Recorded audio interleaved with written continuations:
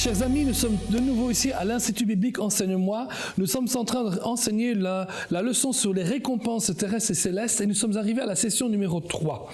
Nous venons de terminer l'autre session en parlant justement de cette histoire du jeune homme riche qui va pas faire ce que Jésus lui demande. Jésus lui demande quelque chose mais il ne le fait pas. Il lui dit « Vends tout ce que tu as et donne-le aux pauvres ». Et on voit en fait que Jésus parle de finances et de choses qu'on va laisser dans le ciel, de trésors dans le ciel. Nous avons dit aussi que un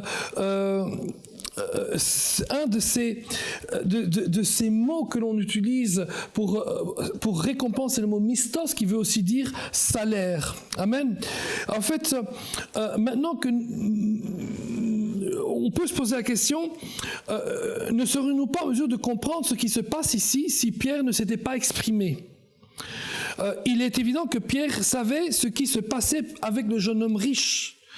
Pour paraphraser Matthieu 19, 27, là où il dit, Pierre prenant alors la parole lui dit, voici, nous avons tout quitté et nous t'avons suivi, qu'en sera-t-il pour nous? Pierre demande en d'autres mots, Seigneur, nous avons tout quitté, nous t'avons suivi, qu'y a-t-il pour nous? Et la réponse de Jésus est très claire. Une fois que son royaume sera établi, alors les apôtres partageront sa domination sur la nation d'Israël qui sera restaurée. Waouh! De futurs trônes sont promis pour le service sacrificiel présent. Cependant, un avertissement est émis au verset 30. Matthieu 19, 30. Plusieurs des premiers seront les derniers et plusieurs des derniers seront les premiers.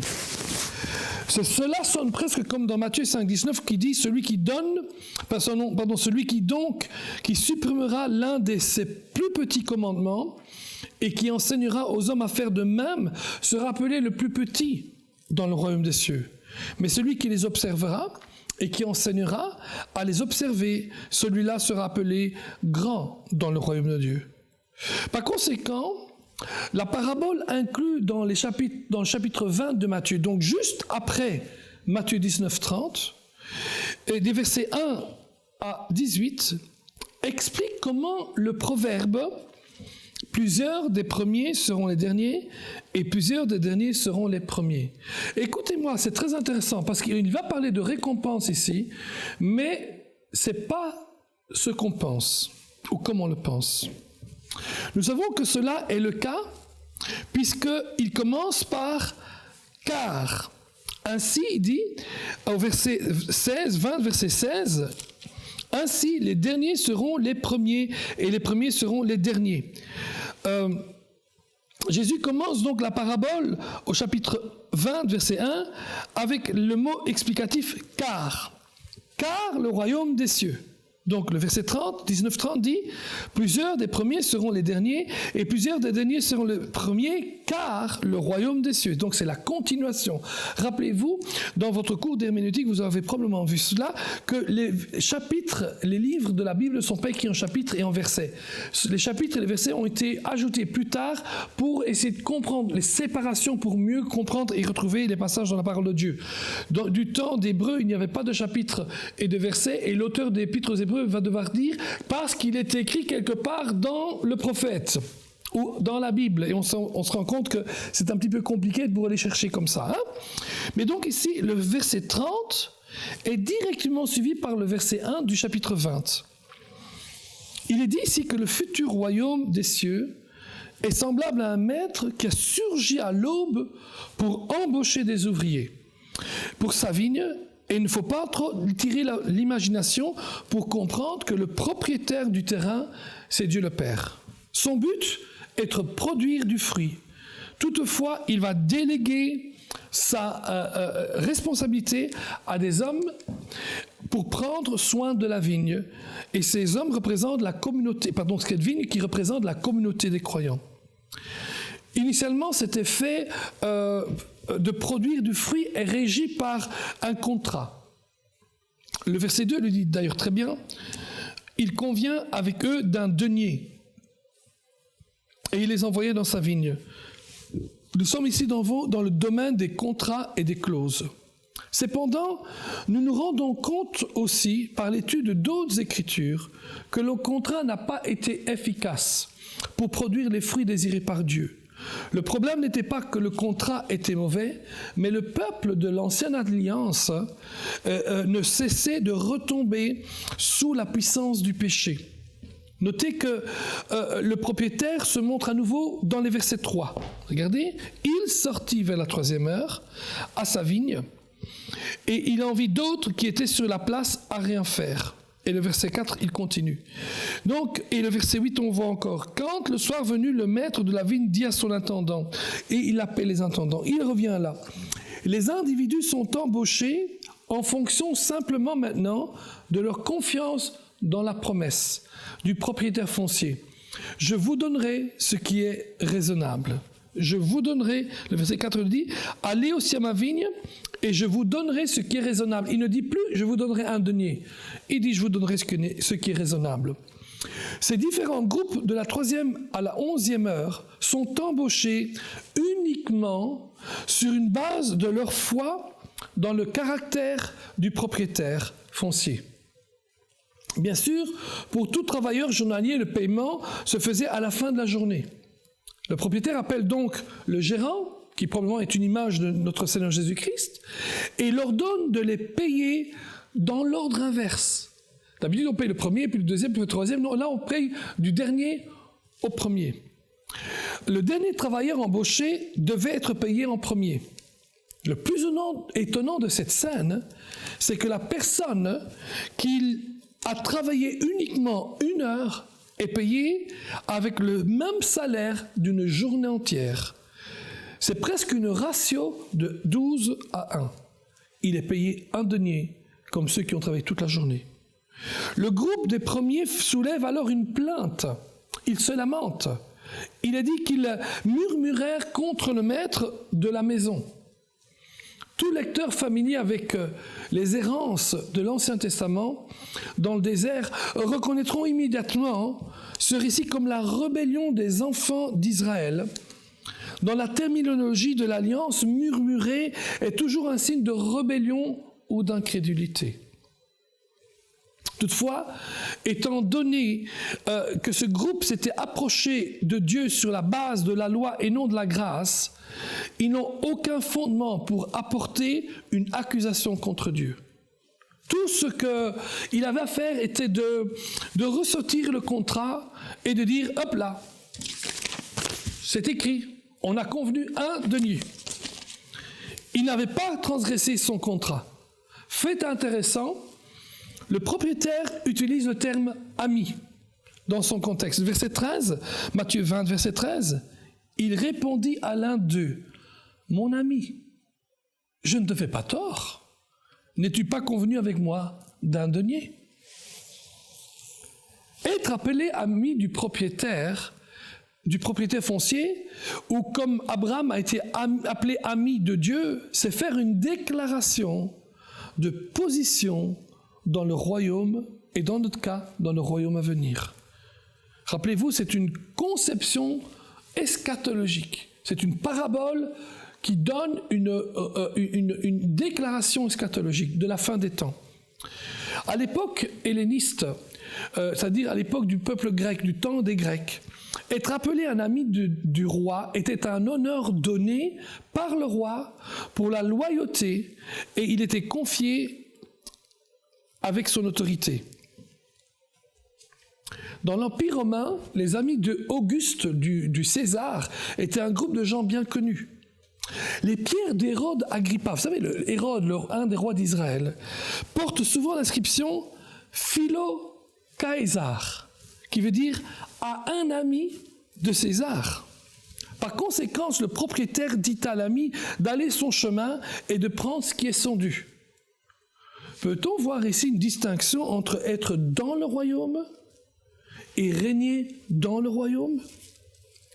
Le dernier homme est payé, ce qui est juste, et il peut rester dans la présence du propriétaire foncier. Au verset 15, nous allons le lire, nous voyons le principe de la loi et de la grâce en fonctionnement. Le propriétaire dit, ne m'est-il pas permis de faire de mon bien ce que je veux? Il s'agit d'une question rhétorique, avec la force sémantique de donner une raison. On pourrait l'exprimer comme ceci. La raison pour laquelle je peux vous dire de prendre ce qui est vôtre, c'est-à-dire le denier, et de continuer votre chemin, c'est parce qu'il est licite et il est légal pour moi de faire ce que je veux avec ce qui m'appartient. Puis la deuxième question qu'il pose, toujours verset 15, serait déclarée comme un impératif. Où vois-tu d'un mauvais œil que je sois bon? Que l'on pourrait paraphraser de telle manière, vous ne devriez pas être âpre au gain parce que je suis trop généreux. Alors que préfériez-vous? Avoir une récompense basée sur la loi ou une récompense basée sur la grâce? La morale de cette parabole, ou la leçon que l'on peut tirer de cette parabole, est présentée dans le verset 16. Ainsi, les derniers seront les premiers et les premiers seront les derniers. Les derniers qui furent invités à travailler dans le temps, c'est-à-dire l'Église composée de juifs et de gentils, aura la préséance de place dans le royaume à venir. Donc, dans ce contexte-ci, le mot salaire ou récompense, qui veut dire la même chose ici, ne correspond pas exactement à notre enseignement sur les récompenses, mais il s'agit plutôt d'une, et peut-être de la seule forme de récompense qui soit égale à tous, uniquement sur la base non de ce que nous faisons, mais de ce que nous sommes. Il s'agit d'une récompense globale, identique pour tout le corps de Christ, pour toute l'Église, à savoir, l'Église précédera Israël dans le royaume à venir. Wow! Alléluia! Wow! Excellent, n'est-ce pas? Quelle immense parabole! Et je vous encourage à la lire chez vous, de les réétudier, de voir cela à l'image de ce que nous venons de lire. Allons un peu plus loin et voyons un petit peu de nouveau sur les récompenses. Quand on interprète la parole de Dieu, une des choses qui est importante pour interpréter la parole de Dieu, c'est de retourner à la première occurrence, la première fois qu'un mot est utilisé. C'est important ça. Genèse chapitre 15, verset 1. Voyez-vous, nous allons trouver là la première fois où le mot récompense est donné. Après ces événements, la parole de l'Éternel fut adressée à Abraham dans une vision. Il dit à Abraham, « N'aie pas peur, je suis ton bouclier et ta récompense est très grande. » La première fois que l'Éternel parle de récompense, il parle d'une très grande récompense. Alors, quand c'est qu'il apparaît à Abraham dans cet événement-là? Il y a d'abord ce qu'on appelle la bataille des rois. Abraham et ses 318 serviteurs sont allés délivrer le neveu Lot. Mission accomplie.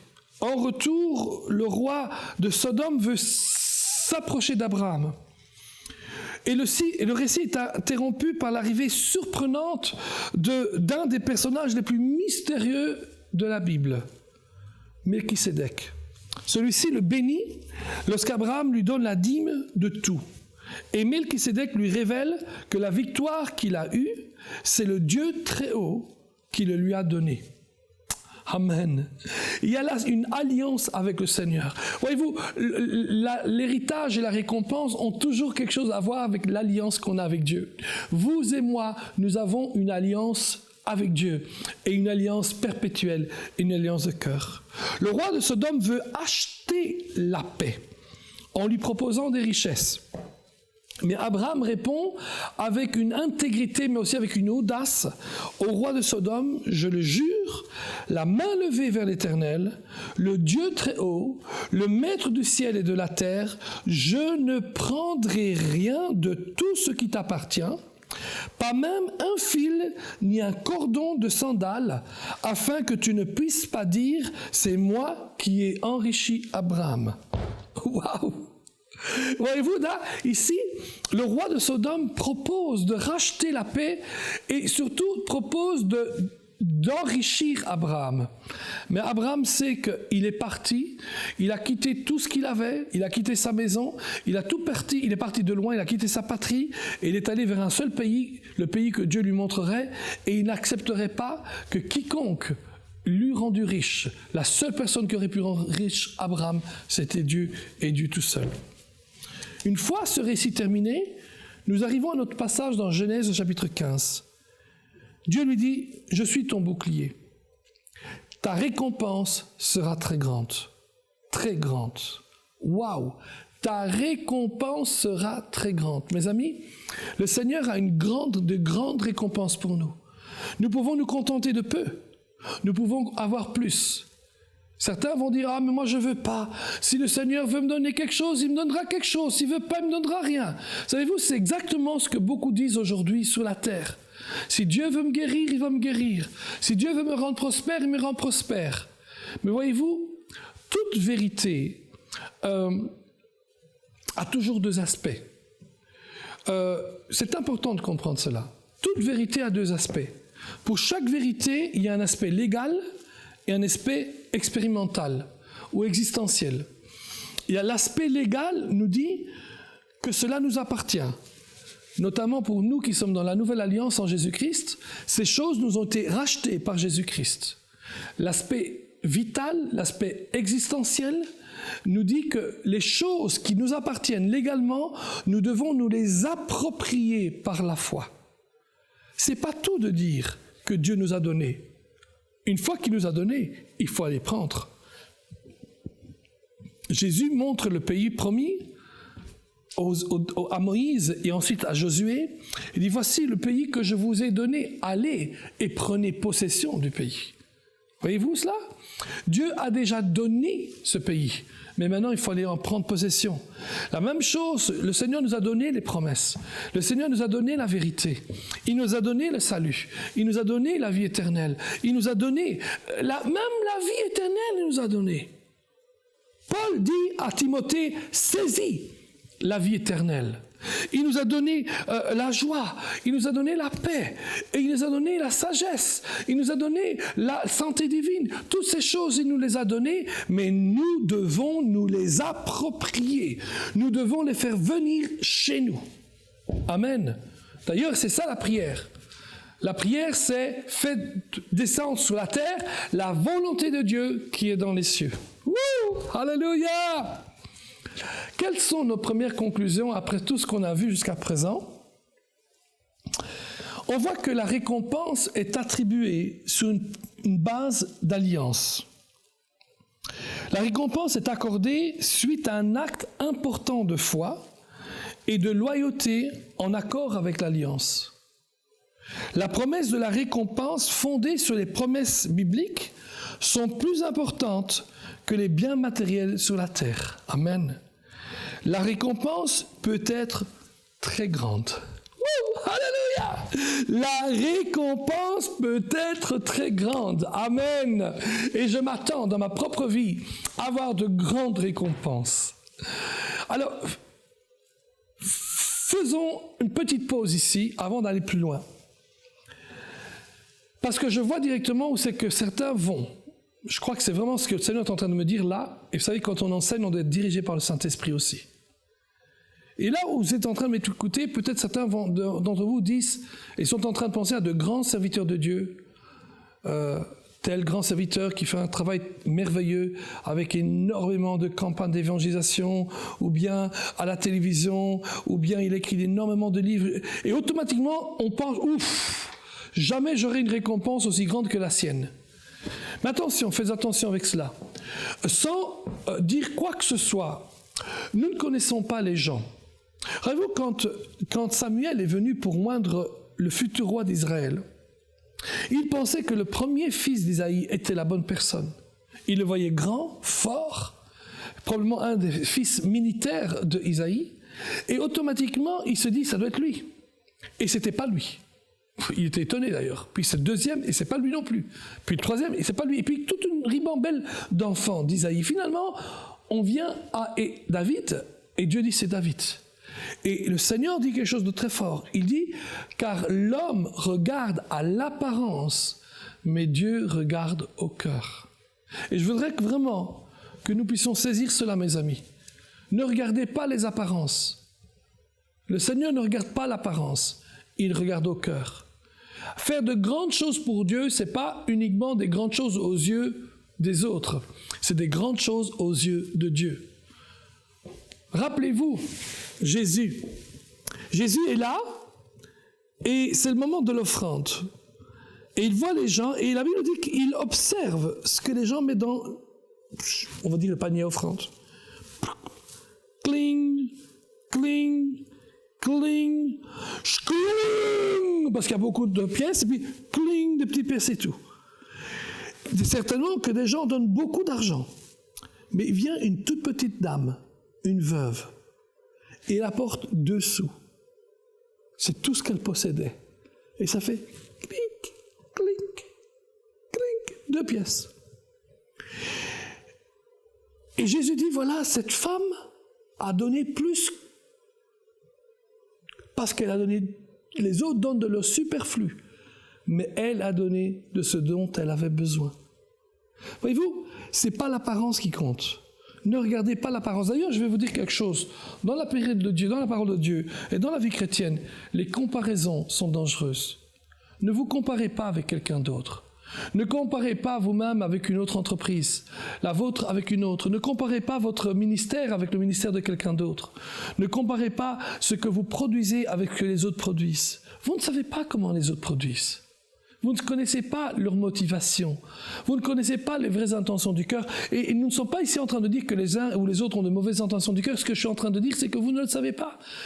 Pour Dieu, ce qui compte, c'est que vous vous examiniez vous-même et que vous attendiez à de grandes promesses, récompenses de la part du Seigneur. Moi, personnellement, je m'attends à de grandes récompenses. Amen. Donc, qu'est-ce qu'une récompense ? Voilà une bonne question, n'est-ce pas? On a dit tout cela et on n'est pas encore vraiment arrivé à saisir c'est quoi cette récompense. Pour comprendre, on peut dire ceci. Notre héritage est le même pour tous, car il repose sur l'œuvre accomplie par Jésus sur la croix. Amen. Notre récompense n'est pas la même pour tous, car celle-ci repose sur ce que nous avons accompli avec Jésus, pour Jésus, par la foi et dans l'obéissance. Nos récompenses, avons-nous dit, n'ont rien à voir avec le salut. Nous sommes déjà sauvés. Le problème de notre salut a été réglé par la croix. Amen. Les récompenses sont des sortes de bonus que le Seigneur octroie à ceux qui auront accompli fidèlement l'œuvre à laquelle ils ont été appelés. Éphésiens 2:10 dit « Car nous sommes son ouvrage, ayant été créés en Jésus-Christ pour de bonnes œuvres que Dieu a préparées d'avance pour que nous les pratiquions. » On peut dire que les récompenses seront fondées sur le fruit que j'ai permis au Saint-Esprit de produire à travers ma vie sur la terre, alors que par la foi dans ses promesses, j'ai marché en communion avec le Père. Je répète parce que je crois que c'est vraiment une belle phrase ça. On peut dire que les récompenses seront fondées sur le fruit que j'ai permis au Saint-Esprit de produire à travers ma vie sur la terre, alors que par la foi dans ses promesses, j'ai marché en communion avec le Père. Attention, il y aura des récompenses terrestres, mais il y aura aussi des récompenses célestes. Ce que je fais sur la terre qualifiera ou affectera ma qualité de vie dans les cieux. Amen.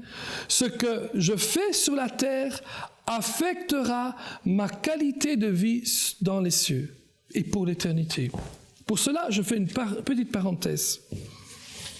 J'ai cité il y a quelques minutes l'apôtre Paul qui dit à Timothée, saisis la vie éternelle. Chose intéressante, c'est que quand Paul dit à Timothée, saisis la vie éternelle, Timothée est déjà né de nouveau. Timothée est né de nouveau. Timothée est pasteur d'une église. C'est un ouvrier qui n'a pas honte à rougir justement de la parole de la vérité parce qu'il sait bien la dispenser. Et Paul lui dit, saisis la vie éternelle. Non seulement il est chrétien, né nouveau, il est pasteur, mais on sait aussi qu'il est apôtre. Et pourtant, Paul lui dit, saisis la vie éternelle. Non, pourquoi Paul dit-il à Timothée de saisir la vie éternelle s'il est né de nouveau? Pourquoi doit-il saisir la vie éternelle? C'est quoi la vie éternelle? Waouh, c'est une bonne question ça. C'est quoi la vie éternelle? Ben, je pense que la vie éternelle, ça a à voir quelque chose avec notre salut, notre héritage, mais aussi avec notre récompense, n'est-ce pas? C'est intéressant que dans les 3 évangiles, Matthieu, Marc, Luc et Jean, il n'est pas fait beaucoup mention du mot vie éternelle. Mais c'est plutôt Matthieu, Marc, Luc, mais surtout dans Jean qu'on voit plus le mot vie éternelle. Mais dans les 3 premiers évangiles, Matthieu, Marc, Luc, Jean, il y a un autre concept. C'est le concept du royaume de Dieu. Jésus dit, il prêche le royaume de Dieu, il dit « Repentez-vous parce que le royaume de Dieu arrive ». Il dit qu'il est déjà arrivé, il est au milieu de vous. Il dit à un certain moment que bientôt il sera en vous. Amen. Et il parle du royaume de Dieu. Et on voit très fortement dans les 3 évangiles synoptiques, Matthieu, Marc et Luc, cette notion de royaume de Dieu. On le voit très fortement dans les paraboles du royaume. Le royaume de Dieu est comme, le royaume de Dieu est comme, ceci est semblable ou semblable, le royaume de Dieu est semblable à. Puis dans Jean, on ne voit pas beaucoup la notion de royaume de Dieu. Et dans les épîtres de Paul et de Pierre et de Jean et de Jacques et de Jude non plus.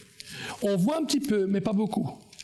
Mais le mot royaume de Dieu est changé par un synonyme, par un concept synonyme. Et le concept synonyme du royaume de Dieu, c'est la vie éternelle. Amen. La vie éternelle. Alléluia. Donc quand vous voyez dans les lettres de Paul, de Jacques, de Jean, de Jude, de Pierre, et quand il parle de la vie éternelle, ce n'est pas uniquement le salut, bien que bien sûr nous recevons le salut, mais le concept de la vie éternelle est un synonyme du royaume de Dieu. Voici que Timothée passe par des moments très difficiles. Son pastorat est sous pression. Il a besoin de quelqu'un qui l'aide. Et Dieu l'aide par une lettre de l'apôtre Paul. Et Paul lui dit, Timothée, saisis la vie éternelle. Bien sûr qu'il est déjà né de nouveau. Il est apôtre. Mais il lui dit, saisis la vie éternelle. Ce que Paul est en train de dire à Timothée, c'est, Timothée, saisis la qualité de vie que te donne la vie éternelle. Alléluia! La qualité de vie que nous donne la vie éternelle. Et je vous assure qu'il y aura des récompenses terrestres et une partie de ces récompenses, c'est la qualité de vie du royaume de Dieu, mais il y a aussi des récompenses célestes, la qualité de vie dans le royaume de Dieu. Ce que je fais sur la terre va affecter ma qualité de vie dans les cieux et cela pour l'éternité. Ce que je fais sur la terre résultera en récompense ou en perte de récompense dans les cieux. Amen. Ouh, hallelujah. Ainsi, écoutez-moi bien, c'est très important. La qualité de vie que nous aurons sur la terre, que nous avons sur la terre, et la qualité de vie que nous aurons dans les cieux, dépendra de ce que nous aurons fait sur la terre, pour et avec Jésus-Christ, par la foi et dans l'obéissance. Amen. Avec de bonnes motivations. Hallelujah. Et le mieux je vis pour Dieu sur la terre, le plus je marche dans l'obéissance à mon Dieu, par la foi, et je travaille avec Dieu, je collabore avec Dieu, plus ma qualité de vie dans le prochain monde, dans les cieux, sera meilleure. Wow. Now, je me permets de faire une autre parenthèse pour illustrer cela. Alors, ce que je vais vous dire est une histoire, c'est un témoignage et le témoignage n'est pas fondé dans la parole de Dieu, c'est un témoignage de quelqu'un qui a vécu quelque chose. Et certes, je ne peux pas dire « ainsi parle l'Éternel » derrière ce témoignage, mais certainement que vous allez reconnaître que ce qu'il dit touche très fortement à cette notion de récompense. Vous avez tous entendu parler, en tout cas dans le monde francophone, très fort, moins peut-être dans le monde anglophone, mais du fameux Sadhu Sundar Singh. Le Sadhu Sundar Singh. Je me souviens, tout petit, vers l'âge de 12-13 ans, j'ai lu sa biographie et j'ai lu au cours de ma vie plusieurs fois, soit sa biographie, soit des livres qu'il avait écrits. Le Sadhu Sundar Singh était un être très spécial.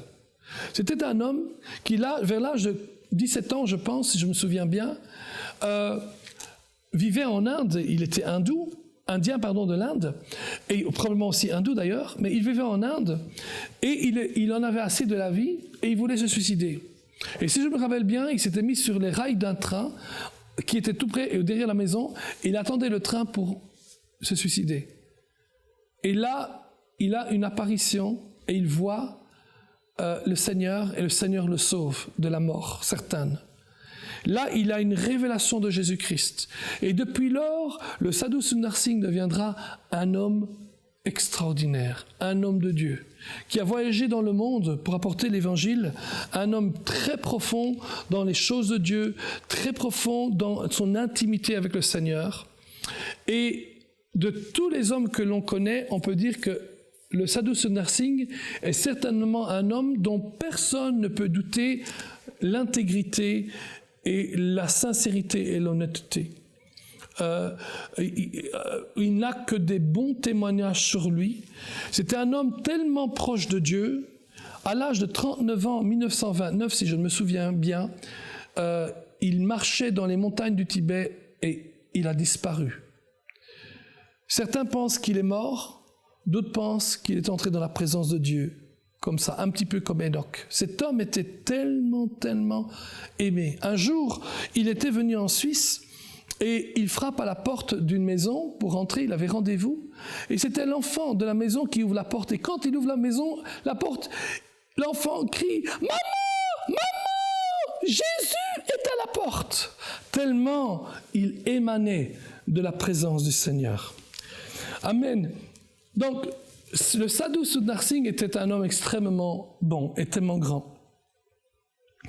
Et comme je le disais, personne ne peut vraiment douter de l'intégrité de cet homme. C'était un homme posé, un homme qui connaissait la parole, et que lorsqu'il disait quelque chose, il le disait parce que c'était la vérité. Un des livres que peu de gens connaissent de Sadhu Sundar Singh parle de visions qu'il avait dans les cieux. Il semble que le sadhu avait, un peu comme Enoch, une sorte de visite régulière avec Dieu dans les cieux. Et il allait dans les cieux et il revenait. Et souvent, quand il est dans les cieux, il parlait avec les gens qui étaient là-haut, bien sûr, n'est-ce pas? Et là, à chaque fois qu'il parlait, il posait des questions, et c'est des questions très intéressantes sur toutes sortes de choses. Mais la chose qui nous intéresse, c'est ceci. C'est qu'il voyait qu'il allait et qu'il revenait. Et quand il voyait les gens, il voyait une joie immense chez tout le monde. Toutefois, en revenant sur la terre de nouveau, il pensait à cela, et il y avait toujours quelque chose qui ne fonctionne pas. Il y avait un genre de clic. Et donc, il allait, il revoyait de nouveau ce genre de joie et tout, mais ensuite il y avait de nouveau un petit malaise quelque part. Et un jour, alors qu'il est de nouveau dans les cieux, dans ses visions, il demande une question. Il dit, mais j'ai l'impression, quand je vois les uns et les autres, que tous vous êtes joyeux, mais que tous vous avez une joie différente, à des niveaux différents, des intensités différentes, des degrés différents.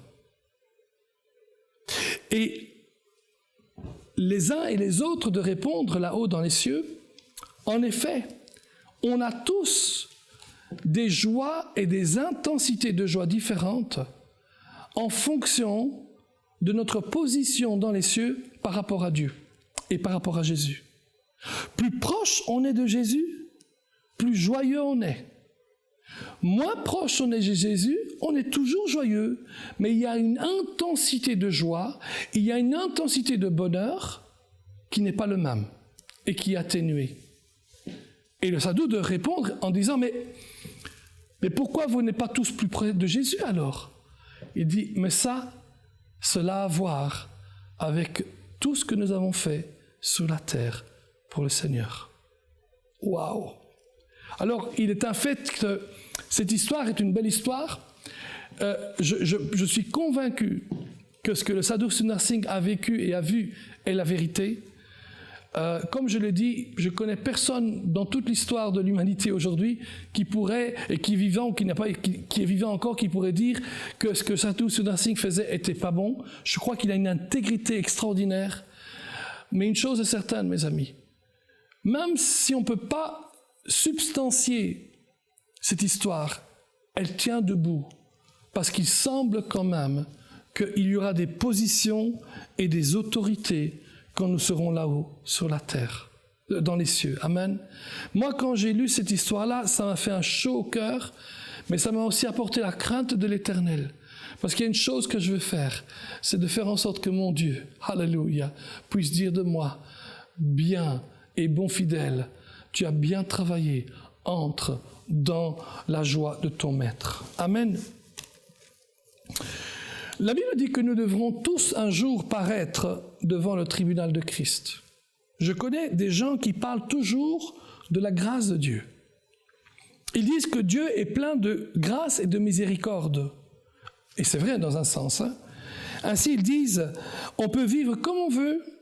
De toute manière, Dieu a pardonné tous nos péchés, présents, passés, futurs. Mais ces amis-là, ces gens-là que je connais, ne comprennent pas les principes élémentaires de la grâce de Dieu. Écoutez, les principes élémentaires de la grâce de Dieu sont simples. Tout d'abord, nous sommes sauvés par grâce au moyen de la foi. Ensuite, en tant que sauvés, notre relation avec Dieu est intacte. Si je pêche par contre, bien que je sois encore uni avec Dieu, bien que je sois encore la justice de Dieu, ma communion avec Dieu est entachée. Et si je perdure dans mon péché, ma conscience deviendra stérile et je ne pourrai plus discerner le bien du mal et accomplir correctement le plan de Dieu dans ma vie. Écoutez, c'est tellement important. Et nous devons faire très attention avec cela, parce qu'au cours des siècles, il y a eu des extrêmes au niveau de la grâce. Il y a des gens, par exemple, qui disent aujourd'hui que 1 Jean 1,9 ne doit pas s'appliquer aux chrétiens, à savoir le verset où Jean dit « Si je pêche, nous confessons nos péchés au Seigneur, qui est fidèle et juste pour nous les pardonner et nous purifier de tout péché. » Certains disent non, on ne doit plus faire cela. Nous, on est déjà la justice de Dieu. On est déjà juste devant Dieu. Donc même quand on pêche, on ne doit même plus confesser nos péchés. De toute façon, on est toujours les enfants de Dieu. Et on restera toujours les enfants de Dieu. C'est vrai, on est toujours enfants de Dieu. Mais croyez-moi, le péché n'est pas un jeu. Et on ne joue pas avec le péché. Amen. 1 Jean 1,9 est pour les chrétiens. Qu'on veuille ou qu'on ne veuille pas. Depuis quand prenons des pages de la Bible et on les arrache pour dire ça c'est pour les chrétiens et ça c'est pas pour les chrétiens? Non, non. Tout a été écrit pour nous et pour notre instruction. 1 Jean 1,9 est clair. Si tu as péché, confesse tes péchés au Seigneur. Et il est fidèle et juste pour te pardonner de tous tes péchés et te purifier de toute injustice. Et c'est là que le bas blesse. Ils disent, mais nous sommes déjà justes. Nous n'avons pas d'injustice. Nous sommes la justice de Dieu. C'est vrai que nous sommes la justice de Dieu. Mais le mot ici, c'est plutôt iniquité, qui veut plutôt dire les conséquences du péché dans notre vie. Et ça, c'est extraordinaire. Parce que lorsque nous prions au Seigneur et nous confessons nos péchés, il peut aussi nous purifier de certaines conséquences, en tout cas, du péché dans notre vie. Amen. Ne jouons pas avec Dieu. Certains disent, oui, mais moi, je suis la justice de Dieu, et si je pêche, mais je ne dois pas demander pardon. Vous devez demander, vous devez confesser vos péchés. C'est quoi confesser les péchés? Confesser les péchés veut simplement dire admettre, j'admets que j'ai eu tort. Et imaginez-vous que je vois ma femme et que je gronde sur ma femme, que je lui dis des méchants mots, que je la blesse très fort dans son cœur, et ensuite je pars, et puis je reviens 1 heure plus tard, je dis « Bonjour mon chéri ». Ma femme me dit « Mais t'es fou toi ?»« Hé, t'es fou toi ?» Je dis « Comment t'es fou toi ?» Je te dis « Bien, je t'aime beaucoup !» T'es fou, qu'elle va me dire. Pourquoi elle va me dire « T'es fou ?» Elle est toujours ma femme. Mais oui qu'elle est toujours ma femme. Mais parce que je l'ai blessée, j'ai entamé notre communion. Et mon épouse, comme toutes les épouses, exigerait la même chose. Elle voudrait bien sûr qu'avant de recommencer notre communion, je puisse la restaurer en admettant que je n'aurais pas dû faire ce que je lui ai fait. Amen. Et c'est un petit peu comme ça, notre relation entre Dieu et nous. Si nous péchons, nous confessons nos péchés, et il est fidèle et juste pour nous pardonner et nous purifier de toute iniquité. Cette grâce qui est annoncée très souvent, mais à outrance, en extrême, est une grâce qui, déjà en 1935, avait été perçue de manière prophétique par un théologien qui était pasteur aussi d'une église réformée en Allemagne et qui est devenu un grand héros en Allemagne et qui est Dietrich Bonhoeffer. Celui-ci a écrit un livre qui s'appelle « Le prix pour être disciple ». Et la première phrase de son livre, que j'ai eu l'occasion de lire et que j'ai à la maison bien sûr, mais que j'ai lu il y a une 30aine d'années, dit ceci: « La grâce à bon marché est le plus grand ennemi de l'Église. » Wow! La grâce à bon marché est le plus grand ennemi de l'Église. Je continue. On va lire ensemble ceci. La grâce à bon marché est l'ennemi mortel de notre Église. Actuellement, dans notre combat, il y va de la grâce qui coûte.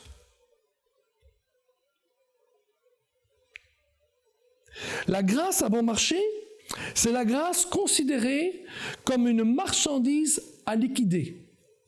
Le pardon au rabais, la consolation au rabais, le sacrement au rabais, la grâce servant de magasin intarissable à l'Église, où des mains inconsidérées puisent pour distribuer sans hésitation ni limite. La grâce non tarifiée, la grâce qui ne coûte rien, car on se dit que selon la nature même de la grâce, la facture est d'avance et définitivement réglée. Sur la foi de cette facture acquittée, on peut tout avoir gratuitement. Les dépenses sont infiniment grandes. Par conséquent, les possibilités d'utilisation et de dilapidation sont elles aussi infiniment grandes. La grâce à bon marché, c'est la justification du péché et non point du pécheur. Puisque la grâce fait tout, toute seule, tout n'a qu'à rester comme avant. Toutes nos œuvres sont vaines. Le monde reste le monde et nous demeurons pécheurs. Même avec la vie meilleure, le monde est justifié par la grâce. Il faut donc, en raison du sérieux de cette grâce, pour ne pas résister à cette irremplaçable grâce, que le chrétien vive comme le reste du monde. Le chrétien donc n'a pas à obéir à Jésus, il n'a qu'à mettre son espoir dans la grâce. Écoutez donc la lucidité que Bonhoeffer avait en 1935. Il continue. Ceci, c'est la grâce à bon marché. La grâce qui coûte, c'est le trésor caché dans le champ. À cause de lui, l'homme va et vend joyeusement tout ce qu'il a. C'est la perle de grand prix. Pour l'acquérir, le marchand abandonne tous ses biens. C'est la royauté du Christ. À cause d'elle, l'homme s'arrache l'œil qui est pour lui une occasion de chute. C'est l'appel de Jésus-Christ. L'entendant, le disciple abandonne ses filets et le suit. La grâce qui coûte, c'est l'évangile qu'il faut toujours chercher à nouveau. C'est le don pour lequel il faut prier. C'est la porte à laquelle il faut frapper. Toc, toc, toc. Elle coûte parce qu'elle appelle à l'obéissance. Elle est grâce parce qu'elle appelle à l'obéissance à Jésus-Christ. Elle coûte parce qu'elle est pour l'homme au prix de sa vie. Elle est grâce parce que alors seulement elle fait à l'homme cadeau de la vie. Elle coûte parce qu'elle condamne les péchés. Elle est grâce parce qu'elle justifie le pécheur. La grâce coûte cher d'abord parce qu'elle a coûté cher à Dieu. La vie de son Fils. Vous avez été acquis à un prix élevé. Parce que ce qui coûte cher à Dieu ne peut être bon marché pour nous. Alléluia. Elle est grâce d'abord parce que Dieu n'a pas trouvé que son Fils fût trop cher pour notre vie, mais qu'il l'a donné pour nous. La grâce qui coûte, c'est l'incarnation de Dieu. La grâce qui coûte, c'est la grâce en tant qu'elle est le sanctuaire de Dieu, qu'il faut protéger du monde, qu'on n'a pas le droit de livrer aux chiens. Ainsi est-elle grâce en tant que parole vivante, parole de Dieu qu'il prononce lui-même comme il lui plaît. Cette parole nous atteint sous la forme d'un appel miséricordieux à suivre Jésus sur la voie de l'obéissance. Elle se présente à l'esprit angoissé et au cœur abattu sous la forme d'une parole de pardon. La grâce coûte cher parce qu'elle contraint l'homme à se soumettre au joug de l'obéissance à Jésus-Christ. Mais c'est une grâce que Jésus dise, « Mon joug est doux et mon fardeau léger ». À 2 reprises, Pierre a entendu l'appel « Suis-moi ». Ce fut la première et la dernière parole adressée par Jésus à son disciple dans Marc 1, 17 et Jean 21, 22. Toute sa vie est comprise entre ces 2 appels. Entre les 2, il y a toute une vie de disciple dans l'obéissance au Christ. Au centre se trouve la confession où Pierre reconnaît Jésus comme le Christ de Dieu. Par 3 fois, au début, à la fin et à Césarée de Philippe, Pierre s'est entendu annoncer la même chose, Christ est son Seigneur et son Dieu. C'est la même grâce du Christ qu'il appelle « Suis-moi » et qui se révèle à lui dans la confession de sa foi au Fils de Dieu.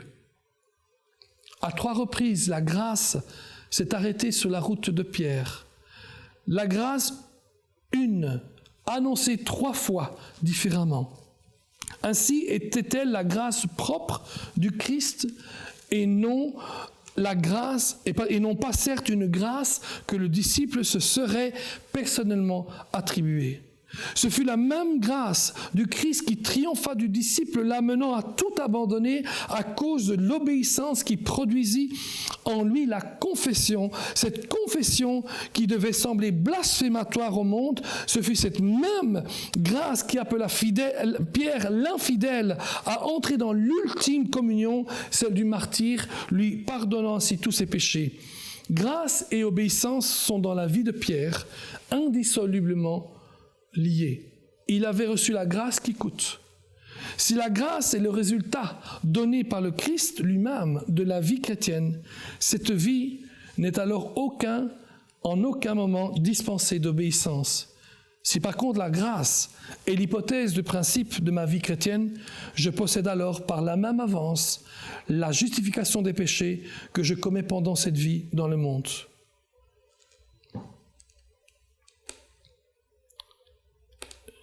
Je puis donc continuer à pécher fort de cette grâce, puisque le monde est en principe justifié par grâce.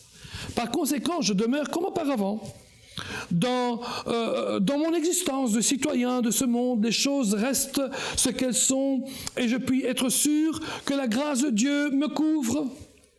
Sous couvert de cette grâce, le monde entier est devenu chrétien. Mais sous couvert de cette grâce, le christianisme est devenu le monde à un point jamais encore atteint. Le conflit résolu qui opposait la vie à laquelle est appelé le chrétien et celle qu'on mène en tant que citoyen de ce monde. La vie chrétienne, continue Bonhoeffer, consiste précisément pour moi à vivre dans le monde et comme le monde. Enfin, en tout cas, c'est ce qu'eux disent. À ne me distinguer en rien de lui. Il ne m'est pas permis, à cause de la grâce, de m'en distinguer en quoi que ce soit. Oh, voyez-vous, la grâce, comme hypothèse, c'est la grâce à bon marché. La grâce comme résultat, c'est la grâce qui coûte. Oh là là, mais quelle lucidité! Voici que Bonhoeffer nous montre la lucidité qu'il avait. Il voyait déjà pratiquement 100 ans auparavant. Déjà peut-être qu'il y avait des idées dans son propre camp à ce moment-là. Mais il voit les gens qui commencent à user de grâce à bon marché, à tout bout de champ. Voyez-vous mes amis, ces enseignements extrêmes finissent toujours par ce que les théologiens appellent la persévérance divine. La persévérance divine veut dire Dieu est tellement bon qu'il ne permettra pas que les gens soient laissés en enfer. Il ira même jusqu'en enfer les chercher. Pour Dieu, pour certaines personnes, il n'y a aucune place qui résiste à la grâce de Dieu. Waouh! Savez-vous quoi? Ceci est un beau conte de fées. C'est un beau conte de fées. Parce que le seul endroit où on peut recevoir Jésus-Christ comme le Seigneur de sa vie, c'est ici sur la terre. Oui, Dieu est bon, mais il est aussi juste. Il ne permettra pas que si vous avez travaillé mieux que moi, avec de meilleures dispositions que moi, avec de meilleures motivations que moi, avec plus de sacrifices personnels que moi, avec plus de consécration que moi, il ne permettra pas que je sois aussi bien récompensé que vous. Nous devons tous paraître devant le tribunal de Christ. On le voit très bien dans Romains 14, les versets 10 à 12. Et je vais lire cela. Romains 14, les versets 10 à 12. « Mais toi, pourquoi juges-tu ton frère? Ou toi, pourquoi méprises-tu ton frère? Puisque nous comparaîtrons tous devant le tribunal de Christ, de Dieu. Car il est écrit, je suis vivant, dit le Seigneur, tout genou fléchira devant moi, et toute langue donnera gloire à Dieu. Ainsi, chacun de nous rendra compte à Dieu pour lui-même. » 2 Corinthiens 5, 9 et 10 continue et disent quelque chose de semblable. C'est pour cela aussi que nous nous efforçons de lui être agréables, soit que nous demeurions dans ce corps, soit que nous le quittions, car il nous faut tous comparaître devant le tribunal de Christ, afin que chacun reçoive selon le bien ou le mal qu'il lui aurait fait, étant dans son corps. Amen. Waouh! Un jour, alors que j'étais dans le salon de notre école biblique, je parlais avec une personne. C'était la fille d'un des pasteurs de ma ville où je me trouvais. Et elle était dans une période de crise dans sa vie où elle n'était plus certaine qu'elle comprenait ce Dieu que nous aimons et que nous servons. Quand elle a compris que nous étions sauvés, mais que nous devions encore passer devant le tribunal de Christ, elle croyait qu'en arrivant devant le tribunal de Christ, Christ allait décider si nous étions nés de nouveau ou pas nés de nouveau, si nous allions aller en enfer ou pas.